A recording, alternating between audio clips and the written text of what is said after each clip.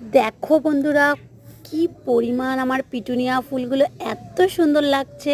আর পুরো ঝুড়ি ভর্তি, মনে হয় যেন সেই ঝুড়ি যখন পুজোর সময় ঝুড়ি ভর্তি ফুল তোলা হয়, দেখে সেরকম লাগছে কি না বলো? এত দারুণ লাগছে। আর এগুলো হচ্ছে সেই সরা টবগুলো হয়, তার মধ্যে পুরো ভর্তি ফুল হয়েছে।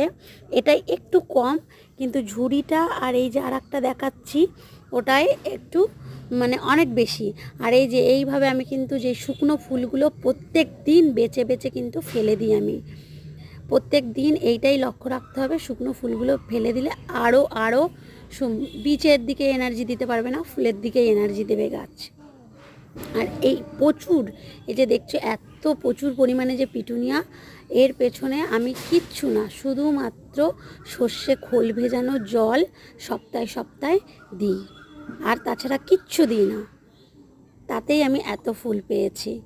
আর কোনো আমি রাসায়নিক সার ব্যবহার করি না।